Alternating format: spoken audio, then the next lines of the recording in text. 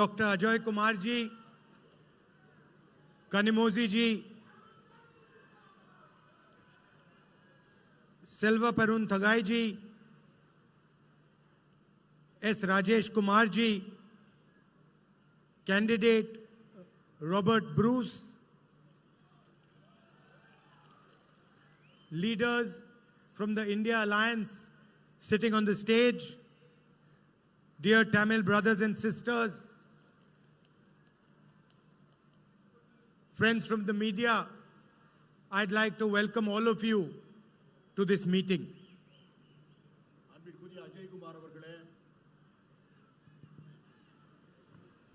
அன்பிற்குரிய அஜய் குமார் அவர்களே, அன்பிற்குரிய கனிமொழி அவர்களே, அன்பிற்குரிய செல்வ பெருந்தகை அவர்களே, அன்பிற்குரிய ராஜேஷ்குமார் அவர்களே, வேட்பாளர் ராபர்ட் ப்ரூஸ் அவர்களே, பத்திரிகையாளர்களே, ஊடக நண்பர்களே, என் அன்பிற்குரிய சகோதர சகோதரிகளே, உங்கள் எல்லோரையும் அன்போடும் மகிழ்வோடும் வரவேற்கிறேன். First of all, I really love coming to Tamil Nadu. எல்லாவற்றிற்கும் முன்பாக நான் உள்ளபடியே தமிழ்நாட்டிற்கு ஒவ்வொரு முறை வருகின்ற போதும் நான் அதை அன்போடு நேசிக்கின்றேன். Please notice, I did not say I like coming to Tamil Nadu. I said I love coming to Tamil Nadu. நான் தமிழ்நாட்டை நேசிக்கிறேன், மனமார நேசிக்கிறேன். Because I don't just like the people of Tamil Nadu, I love the people of Tamil Nadu. நான் தமிழ்நாட்டு மக்களை என் நெஞ்சம் நிறைந்த அன்போடு நான் நேசிக்கிறேன். And for me, the people of Tamil Nadu, the culture, the history, the language is the biggest teacher. என்னை பொறுத்தவரை தமிழ்நாட்டு மக்கள், அவர்களுடைய பண்பாடு, அவருடைய கலாச்சாரம், அவருடைய மொழி என்னை மிகவும் மிகவும் ஈர்த்த ஒன்று. So whenever I want to understand India, I look at the great Tamil poets. Of course, I don't speak your language, but I read your history, your great kings, your great tradition, the relationships and influence you had in the rest of the world. And it acts for me like a mirror through which I can understand India. எப்பொழுதெல்லாம் இந்தியாவை புரிந்து கொள்ள ஆசைப்படுகிறேனோ அப்பொழுதெல்லாம் நான் தமிழ்நாட்டை பார்க்கிறேன். அதனுடைய கலாச்சாரம், அதனுடைய தொன்மையான பண்பாடு, அதனுடைய அற்புதமான கவிஞர்கள், அவர்களுடைய சிந்தனையின் தாக்கம், இவைகளெல்லாம் இந்த மொழியினை நான் படிக்கவில்லை என்றாலும் கூட அவருடைய சரித்திரத்தை நான் படித்த காரணத்தினால் இந்தியாவை பார்க்கின்ற வேளையிலெல்லாம் தமிழ்நாட்டை பார்த்து தமிழ்நாடு இந்தியாவை பிரதிபலிக்கின்ற ஒரு அற்புதமான கண்ணாடியாக அதனை நான் பார்க்கிறேன். You have given giants to the world like Periyar. நீங்கள் உலகத்திற்கு மிகப்பெரிய ஜாம்பவானை பெரியாரை போன்ற பேர் ஆளுமைகளை இந்த மண்ணுக்கு தந்திருக்கிறீர்கள். Annadurai, Kamaraj, பெருந்தலைவர் காமராஜரை போன்றவர்கள், கலைஞரை போன்றவர்கள், இன்னும் ஒப்புயர்வற்ற தலைவர்களை எல்லாம் இந்த மண்ணுக்கு நீங்கள் அளித்திருக்கிறீர்கள். I could spend the whole meeting talking about Periyar ji, Annadurai ji, Kamaraj ji, Kalaignар ji. இந்த கூட்டத்தை முழுமையுமே பெரியாரை பற்றியும், அண்ணாவை பற்றியும், தலைவர் காமராஜரை பற்றியும், கலைஞர் அவர்களை பற்றியும் நான் முழுமையாக பேசிக் கொண்டிருக்க முடியும். And you have shown the rest of the country how to walk on the path of social justice. நீங்கள் சமூக நீதியின் பாதையிலே எப்படி நடப்பது என்பதை இந்த நாட்டுக்கே தமிழகத்து மக்கள் தான் அதை தெரிவிக்கப்படுத்தியிருக்கிறீர்கள். So when it was decided to start the Bharat Jodo Yatra, we started in Tamil Nadu. எனவேதான் பாரத் ஜோடோ யாத்திரையை நான் ஆரம்பிக்கும் போது தமிழகத்திலிருந்து அந்த யாத்திரையை துவங்க வேண்டும் என்று நான் நினைத்தேன். And we walked from Tamil Nadu to Kashmir, 4,000 kilometers, fighting for the ideas that these great leaders fought for. அதனால்தான் கன்னியாகுமரியிலிருந்து காஷ்மீர் வரை 4000 கிலோமீட்டர் தூரம் நடந்து இந்த மாபெரும் தத்துவங்களை இந்த மண்ணின் மக்களுக்கு சொல்வதற்காக நடந்தோம். And for me, whenever I come to this great land, I come here with humility and with my head bowed to your past and your tradition. எப்பொழுதெல்லாம் இந்த மண்ணுக்கு வருகிறேனோ அப்பொழுதெல்லாம் உங்களது கலாச்சாரத்திற்கும் உங்களது பண்பாட்டிற்கு முன்பும் நான் தாழ்மையுடன் தலைவணங்கித்தான் வருகிறேன். Because the only thing that a person like me can do is learn from your tradition and your history. இந்தியாவிலே இந்த ஒரு மாநிலத்திலிருந்து தான் எல்லோரும் நிறைய செய்திகளையும் பண்பாட்டு தரவுகளையும் படிக்க முடியும். At the same time, the Tamil people, all of them, have always showered love and affection on me and my family.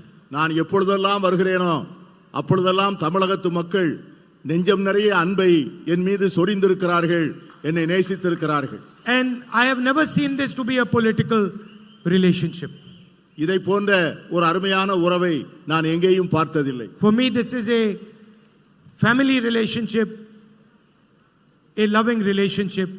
It's not a political relationship. It can never be a political relationship. என்னை பொறுத்தவரை தமிழகத்து மக்களிடம் நான் கொண்டிருக்கின்ற உறவு ஒரு அரசியல் உறவு அல்ல, அது ஒரு குடும்ப உறவு.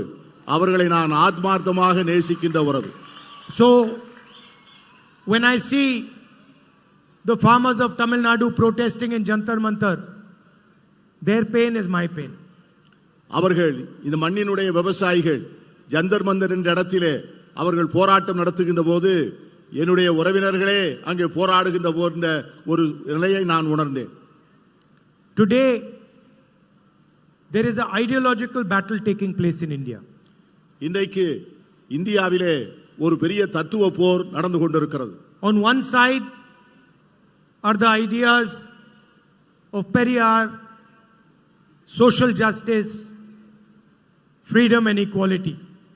And on the other side are the ideas of the RSS, Mr. Narendra Modi and his government. ஒரு புறம் தந்தை பெரியாரை போன்ற தலைவர்கள் போதித்த சமூக நீதி, சமத்துவம், விடுதலை, மறுபுறம் நரேந்திர மோடியை போன்றவர்கள் கொண்டாடுகின்ற வெறுப்பும் துவேஷமும். Narendra Modi says one nation, one leader, one language. Narendra Modi சொல்லுகிறார் இது ஒரே நாடு, ஒரே தலைவர், ஒரே மொழி என்று சொல்லுகிறார். The Tamil language is no less than any other Indian language. இந்தியாவில் இருக்கிற எந்த மொழியை விட தமிழ் மொழி எந்த விதத்திலும் குறைந்த மொழி அல்ல. There are many different languages, many different traditions, many different histories and cultures in this country, and all of them are equally important to us. இந்த நாட்டில் பல்வேறு மொழிகள், பல்வேறு பண்பாடுகள், பல்வேறு கலாச்சாரங்கள் இருக்கின்றன. ஒரு கலாச்சாரத்தை விடவோ, ஒரு பண்பாட்டை விடவோ, ஒரு மொழியை விடவோ மற்றொரு மொழி, பண்பாடு, கலாச்சாரம் எந்த விதத்திலும் தாழ்ந்ததல்ல. Tamil is not just a language. It is the way the Tamil people understand themselves. Tamil என்பது ஒரு மொழி அல்ல. தமிழ் என்பது ஒவ்வொருவரும் தங்களை எப்படி புரிந்து கொள்கிறார்கள் என்கிற வாழ்க்கை முறை. And an attack on the Tamil language is an attack on the Tamil people, nothing less. Tamil மொழியின் மீது தொடுக்கப்படும் எந்த தாக்குதலும் தமிழர்கள் மீது தொடுக்கப்பட்ட தாக்குதலாகவே நான் பார்க்கிறேன். And so I have come here to tell you that for us, your language, your tradition, your history,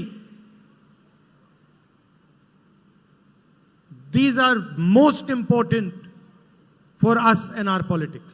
என்னை பொறுத்தவரை உங்களுடைய மொழியும் உங்களுடைய கலாச்சாரமும் உங்களுடைய பண்பாடும் எல்லாவற்றையும் விட எனக்கு அவை மிக மிக முக்கியம். There can be no India without Tamil, without Bengali, without these large numbers of languages that our people speak. Tamil மொழி அல்லாமல், வங்க மொழி அல்லாமல், பேசப்படுகின்ற பல்வேறு மொழிகள் அல்லாமல் இந்தியா என்கிற ஒரு நாடே இருக்க முடியாது. And that is really what the fight is about. We say that all our people, all our traditions, all our languages are sacred. And they say that there should be one leader, one language, one tradition, one history. நம்மை பொறுத்தவரை இந்தியாவில் இருக்கிற எல்லாவித கலாச்சாரங்களும் பண்பாடும் மிக புனிதமானவைகள் என்று கருதுகிறோம்.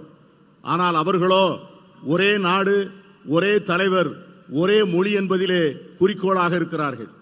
And what is the result of their ideology? The highest unemployment in 45 years. 83% of unemployed people are youngsters. இதனுடைய முடிவு என்னவென்று சொன்னால், இந்த நாட்டிலே இருக்கின்ற இளைஞர்களில் 83 விழுக்காட்டு இளைஞர்கள் வேலையில்லாத திண்டாட்டத்தை சந்திக்கின்றவர்களாக இருக்கிறார்கள். India today is more unequal than it was under the British. பிரிட்டிஷார் இருந்த காலத்தை விட இப்பொழுது இருக்கிற இந்தியா சமச்சீரற்ற இந்தியாவாக இருக்கிறது. 21 Indians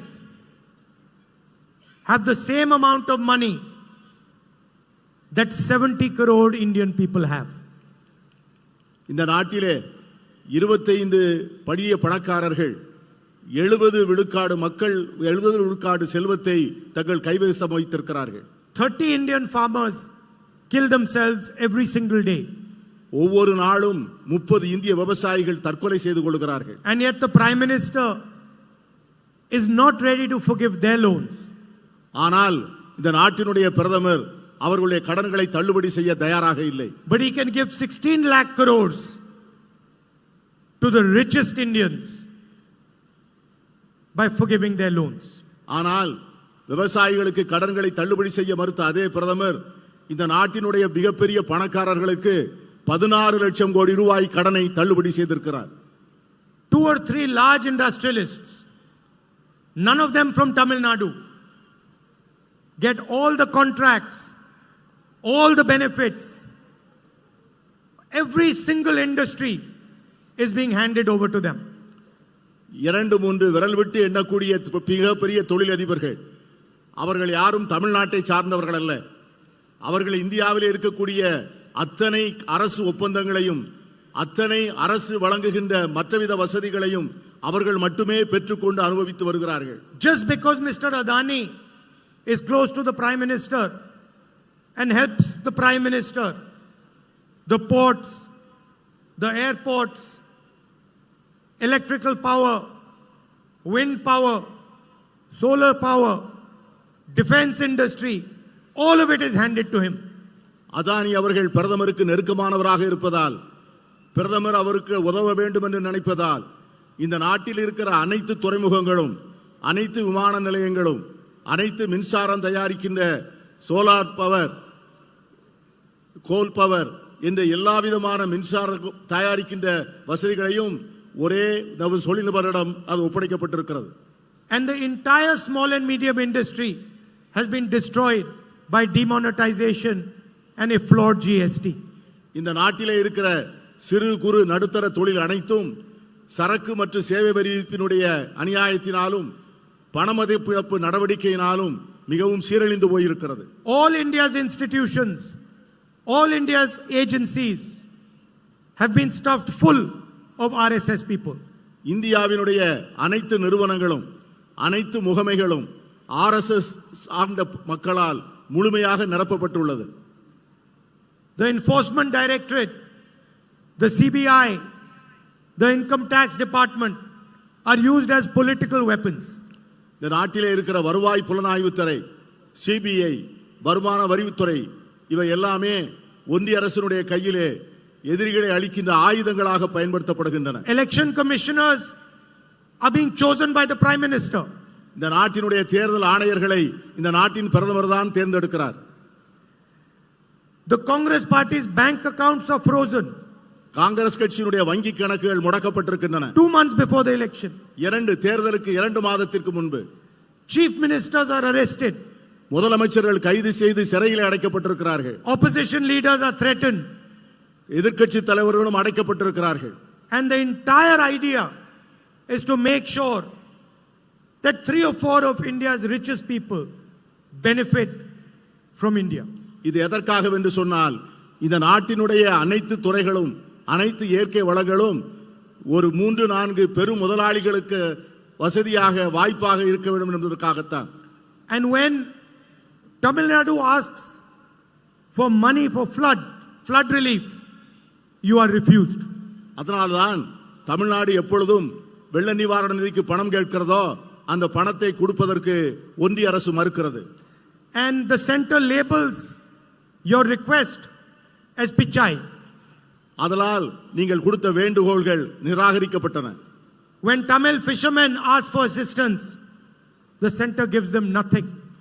தமிழகத்தை சார்ந்த மீனவர்கள் உதவி கேட்டபோது இந்த ஒன்றிய அரசு எதுவும் செய்யவில்லை. Tamil farmers are forced to go to Jantar Mantar, they get nothing. தமிழக விவசாயிகள் ஜந்தர் மந்தர் முன்பு போராடிய போது அவர்களுக்கு எதுவும் கிடைக்கவில்லை. The only thing Mr. Narendra Modi cares about is having a monopoly on the finances and the communication system of this country. என்ன காரணம் என்று சொன்னால் மோடி அவர்கள் இந்த நாட்டினுடைய பொருளாதார வசதியின் மீதும் இந்த நாட்டினுடைய ஊடகங்களின் மீதும் முழுமையான தன்னுடைய ஆக்கிரமிப்பை வைத்திருக்கிறார். His members of parliament openly state that they're going to change the constitution if they come to power. அவர்கள் கட்சியை சார்ந்த ஒரு நாடாளுமன்ற உறுப்பினர் தாங்கள் ஆட்சிக்கு வந்தால் இந்த நாட்டின் அரசியல் சாசன சட்டத்தை உடனடியாக மாற்றுவோம் என்று சொல்லுகிறார். And in the rest of the world, where earlier India used to be called a beacon of democracy, the rest of the world today says India's democracy is no longer a democracy. உலகமெல்லாம் ஒரு நாள் இந்தியாவை ஜனநாயகத்தின் தாய் என்று போற்றிய அந்த நாட்கள் போய் இந்தியாவை ஜனநாயகம் அழிந்து போகின்ற ஒரு நாடாக இன்று பார்க்கக்கூடிய சூழ்நிலை உருவாகி இருக்கிறது. So in this environment, what is the Congress party and the India alliance thinking of doing? இந்த சூழ்நிலையிலே காங்கிரஸ் கட்சியும் இந்தியா கூட்டணியும் என்ன செய்ய நினைக்கிறது என்று உங்களுக்கு சொல்ல ஆசைப்படுகிறேன். In an environment where Mr. Narendra Modi has forced every single Indian youngster to be unemployed, we are going to take drastic action for employment. இந்தியாவினுடைய எல்லா இளைஞர்களையும் வேலையில்லா திண்டாட்டத்தின் சூழ்நிலையிலே மோடி அவர்கள் திணிக்கின்ற சூழ்நிலையில் அவர்களை பற்றி நினைத்து அவர்கள் எல்லோருக்கும் வேலை வாய்ப்பை உருவாக்கி கொடுக்க வேண்டும் என்று நாங்கள் மனமாற விரும்புகிறோம். There are 30 lakh jobs, 30 lakh government jobs which today are lying vacant. We will give these 30 lakh jobs to the young people of this country. இன்று ஒன்றிய அரசிடம் 30 லட்சம் பணியிடங்கள் வேலைகள் காலியாக இருக்கின்றன. நாங்கள் ஆட்சிக்கு வந்தவுடனே அந்த இடங்களை 30 லட்சம் இடங்களையும் உடனடியாக நிரப்புவோம். And that is just the starting point. The children of rich families, before they get a proper job, they do an apprenticeship. வேலை கிடைப்பதற்கு முன்பு அந்த இளைஞர்களுக்கு வேலை பயிற்சி வாய்ப்பை அளிக்கக்கூடிய ஒரு திட்டத்தை உருவாக்கி வைத்திருக்கிறோம். For 6 months or a year, they go to a private company and they work and they get paid for that work and they get trained. ஒரு 6 மாதம் அல்லது ஒரு வருடம் ஒரு தனியார் நிறுவனத்திலே அவர்கள் வேலை பார்த்து பயிற்சி பெற்று அதற்கு பிறகு அவர்களுக்கு நல்ல வேலை கிடைக்க நாங்கள் ஏற்பாடு செய்வோம். And so for all our graduates, undergraduates and our diploma holders, we are going to pass a law which is going to be called the right to apprenticeship. இதை போன்று டிப்ளமோ படித்துவிட்டு வேலை இல்லாமல் இருப்பவர்கள், என்ஜினியரிங் கல்வி படித்துவிட்டு வேலை இல்லாமல் இருப்பவர்கள், பட்டம் படித்துவிட்டு வேலை இல்லாமல் இருக்கிறவர்கள், இவர்கள் எல்லோருக்கும் வேலை கொடுப்பதற்காக தனியாக ஒரு சட்டம் இயற்றி வேலை வாய்ப்பு பயிற்சி சட்டம் என்றே அதற்கு பெயர் விட்டு அந்த சட்டத்தை நாங்கள் நிறைவேற்ற இருக்கிறோம். Every single Indian youth will have the right to get an apprenticeship with a private company, public sector company, or with the government. They will be allowed to work for 1 year. They will be trained, and for their 1 year, they will get 1 lakh rupees in the bank account.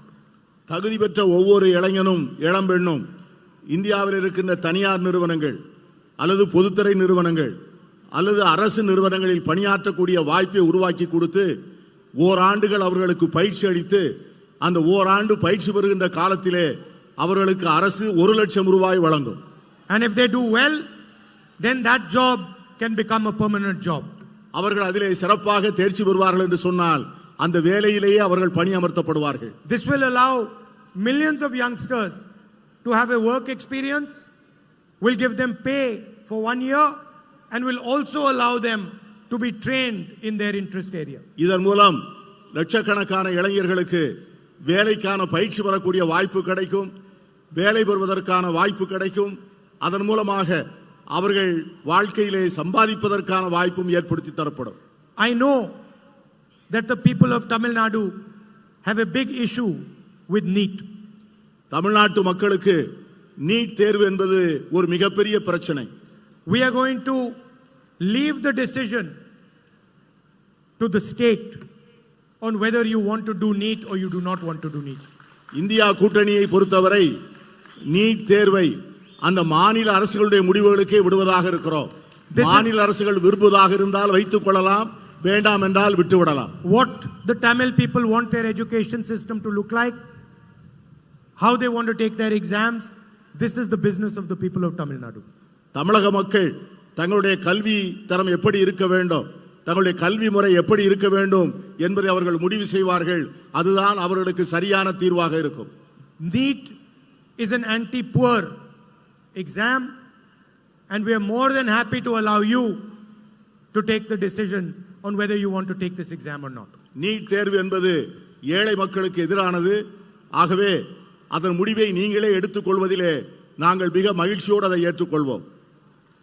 I remember when the Tamil farmers were protesting in Jantar Mantar in Delhi, and you've all seen millions of farmers protesting in the rest of the country. இந்தியாவினுடைய விவசாய பெருங்குடி மக்கள் ஜந்தர் மந்தரின் முன்பு போராட்டம் நடத்திய போதும், India முழுவதும் லட்சக்கணக்கான விவசாயிகள் போராடிய போதும் நீங்கள் அதையெல்லாம் பார்த்து கொண்டிருந்தீர்கள். We have decided that we are going to give a guaranteed legal MSP to the farmers. அந்த விவசாயிகளுக்கு நாங்கள் ஒரு உறுதி சொல்ல ஆசைப்படுகிறோம். அவர்களது விளைபொருட்களுக்கு குறைந்தபட்ச ஆதார விலையை கொடுப்பதற்கான சட்டத்தை நிறைவேற்றுவோம் என்கிற உறுதியை சொல்லுகிறோம். Every farmer will be entitled to a minimum support price which will be guaranteed by the Indian legal system. ஒவ்வொரு விவசாயியும் அவருக்கு குறைந்தபட்ச ஆதரவு விலை உறுதி செய்யப்படும். அதற்காக இந்திய அரசு அதற்கான உறுதியை தரும். Mr. Narendra Modi has given huge loan waivers to the richest people in the country. பிரதமர் நரேந்திர மோடி இந்த தேசத்தில் இருக்கிற மிகப்பெரிய பணக்காரர்களுக்கு மிகப்பெரிய அளவிலே கடன் நிவாரணத்தை அளித்திருக்கிறார். We are going to give the farmers of India a farm loan waiver. We are going to forgive the farmers their loans. ஆனால் எங்களை பொறுத்தவரை இந்தியாவினுடைய ஏழை விவசாயிகளுக்கு கடன்களை தள்ளுபடி செய்ய போகிறோம், கடன்களை தள்ளுபடி செய்ய விரும்புகிறோம். The women of this country, the women of Tamil Nadu, protect and look after our future generation. இந்த தமிழகத்தினுடைய பெண்களும் சரி, இந்தியாவினுடைய பெண்களும் சரி, நம்முடைய தேசத்தினுடைய எதிர்காலத்தை அவர்கள்தான் பார்த்துக் கொள்கிறார்கள். And often our women are not compensated in the same way as the men are. இவ்வளவு அருமையான பணிகளை செய்கின்ற அவர்களுக்கு நாம் சரியான முறையிலே நியாயம் வழங்கி இருக்கிறோமா என்றால் இல்லை. ஆண்களுக்கு வழங்கப்பட்டிருக்கின்ற உரிமை பெண்களுக்கு வழங்கப்படவில்லை. So we are coming out with a new scheme for India's poorest women. ஆகவே அதற்காக இந்தியாவில் இருக்கின்ற ஏழை பெண்களுக்காக ஒரு அருமையான திட்டத்தை அறிமுகம் செய்ய இருக்கிறோம். And this is for all families who are today living in poverty. இந்தியாவிலே வறுமையின் பிடியில் இருக்கின்ற அத்தனை குடும்பங்களுக்கும் இந்த திட்டம் பொருந்தும். In each one of these poor families, one woman will be chosen, and the next government of India, the India Alliance government, is going to give that woman 1 lakh rupees every year in her bank account. ஒவ்வொரு குடும்பத்திலும் ஒரு பெண் தேர்ந்தெடுக்கப்பட்டு அந்த பெண்ணுக்கு வரக்கூடிய அரசு, India கூட்டணி அரசு அவர்களுக்கு ஒவ்வொரு ஆண்டும் 1 லட்சம் ரூபாய் வழங்கும் என்பதை நான் மகிழ்ச்சியோடு தெரிவித்துக் கொள்கிறேன். Please understand that every single poor family in this country, is going to be given 8,500 rupees a month, 1 lakh rupees a year by the next government. இதிலிருந்து நீங்கள் தெரிந்து கொள்ள வேண்டும், இந்தியாவில் இருக்கின்ற ஒவ்வொரு ஏழை குடும்பமும் ஒவ்வொரு மாசமும் 8,000 ரூபாய் பெறும். ஒரு வருடத்திற்கு 1 லட்சம் ரூபாய் பெறும். We are going to wipe out poverty from India forever. இந்தியாவிலிருந்து வறுமையை நிரந்தரமாக அழிப்பதென முடிவு செய்திருக்கிறோம். We have also committed that we are going to give women 50% reservation in government jobs, and we are going to implement the reservation in the Lok Sabha and the Rajya Sabha immediately and not after 10 years like Mr. Narendra Modi has promised. அரசு வேலைகளில் 50 விழுக்காட்டை பெண்களுக்காக ஒதுக்கீடு செய்வோம். உடனடியாக India கூட்டணி அரசு ஆட்சிக்கு வந்தவுடனே நாடாளுமன்றங்களிலும் மாநிலங்களவையிலும் மக்களவையிலும் சட்டமன்றங்களிலும் பெண்களுக்கான இடஒதுக்கீட்டை உடனடியாக அமுல்படுத்துவோம். 10 ஆண்டுகள் என்று மக்களை ஏமாற்ற மாட்டோம். Finally, for the women, ASHA workers and Anganwadi workers, we are going to double their wages for them. இந்தியாவிலே ஆஷா பணி செய்கின்றவர்களுக்கும் அங்கன்வாடிகளிலே பணி செய்கின்றவர்களுக்கும் அவருடைய ஊதியத்தை 2 மடங்காக்க திட்டமிட்டிருக்கிறோம். The Prime Minister has completely ignored the fishermen of this country. இந்த நாட்டினுடைய பிரதமர் இந்த தேசத்தினுடைய மீனவர்களை முழுமையாக மறந்து விட்டார். He does not even think about them. அவர் அவர்களை பற்றி ஒருபோதும் நினைப்பதில்லை. But fishermen are no less than our farmers. நம்முடைய விவசாயிகள் எவ்வளவு முக்கியமோ அந்த அளவுக்கு நம்முடைய மீனவர்களும் முக்கியமானவர்கள். They take huge risks and they provide food to our country.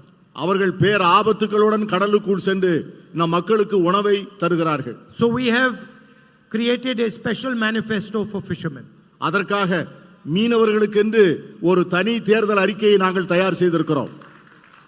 And we are going to give them a diesel subsidy for their fishing boats. அவர்களுடைய படகுக்கான டீசல் மானியத்தை தரப்போகிறோம். Insurance for their boats. அவர்களுக்கான படகுகளுக்கு காப்பீடு தரப்போகிறோம். We are going to give them a fisher folk credit card. அவர்களுக்கு நாம் credit card வழங்க போகிறோம். And we are going to recognize inland fishing and aquaculture as agriculture. உள்நாட்டு மீன்பிடிப்பதையும் aquaculture என்ற அந்த உள்நாட்டு மீன் வளர்ப்பு தொழிலையும் விவசாயத்தை போல விவசாயமாக கருத இருக்கிறோம். Finally, I'd like to end by saying this is an ideological battle. This is a battle for your history, for your tradition, for your culture, for your way of life. நான் ஏற்கனவே சொன்னது போல இது ஒரு மாபெரும் தத்துவ போராட்டம். உங்களுடைய பண்பாட்டுக்காக, உங்களுடைய வரலாற்றுக்காக, உங்களுடைய கலாச்சாரத்திற்காக, உங்கள் மொழிக்காக நாங்கள் தொடுக்கிற யுத்தம் தான் இந்த தேர்தல். I am going to stand and the Congress party is going to stand with the Tamil people to protect your language, to protect your culture and your history. நானும் காங்கிரஸ் கட்சியும் உங்களோடு என்றும் இருப்போம். உங்கள் பண்பாட்டோடு இருப்போம், உங்கள் மொழியோடு இருப்போம், உங்கள் கலாச்சாரத்தோடு இருப்போம். And no, forget Narendra Modi. No force on this planet can harm the people of Tamil Nadu, their language and their tradition. உங்களுக்கு ஒரு உறுதி சொல்கிறேன், நரேந்திர மோடி மட்டுமல்ல, இந்த உலகத்தில் எந்த சக்தியாக இருந்தாலும் அது தமிழர்களையோ தமிழ் மொழியையோ தமிழ் கலாச்சாரத்தையோ தொட்டு பார்க்க முடியாது என்று நான் எச்சரிக்க விரும்புகிறேன். This election is being fought to save Indian democracy and it is being fought to protect the Indian Constitution. இந்த தத்துவ போர் இந்தியாவின் ஜனநாயகத்தை பாதுகாப்பதற்காகவும் இந்திய அரசியல் சாசன சட்டத்தை பாதுகாப்பதற்காகவும் நாம் மேற்கொண்டிருக்கிற யுத்தம். And I am confident we are going to win this fight. நான் உறுதியாக சொல்கிறேன், நாம் இந்த போரில் வெற்றி பெறப் போகிறோம். I'd like to once again thank you for coming here and for all the love and affection you always shower on me. மீண்டும் ஒரு முறை நீங்கள் இங்கே வந்து உங்களுடைய அன்பை என்மேல் பொழிந்ததற்கு என் நெஞ்சம் நிறைந்த நன்றியை மீண்டும் ஒரு முறை சொல்ல ஆசைப்படுகிறேன். Thank you. வணக்கம். நன்றி, வணக்கம். 40க்கு 40 வெற்றி கூட்டணியின் சார்பில் மாண்புமிகு தங்கம் தென்னரசு அவர்கள் நன்றியுரையாற்றுவார்கள்.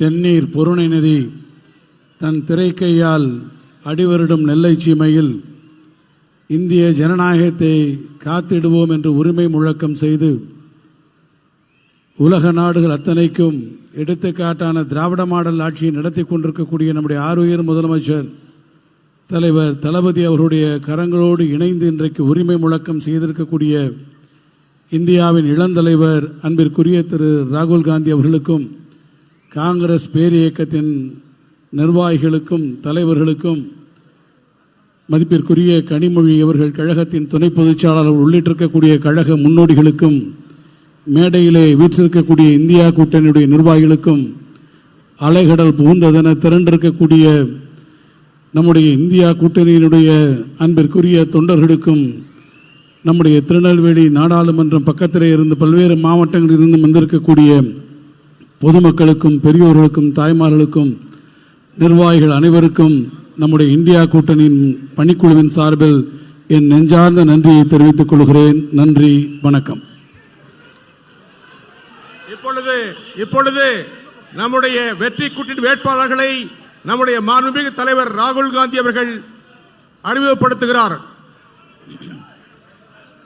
திருமதி கனிமொழி அவர்கள், திரு ராபர்ட் புரூஸ் அவர்கள், திரு விஜய் வசந்த் அவர்கள். வெளிய வெளிய வெளியவே இந்தியா கூட்டணி வெளியவே வெளிய வெளிய வெளியவே இந்தியா கூட்டணி வெளியவே இந்தியாவின் அடுத்த பிரதமர் ராகுல் காந்தி, இந்தியாவின் அடுத்த பிரதமர்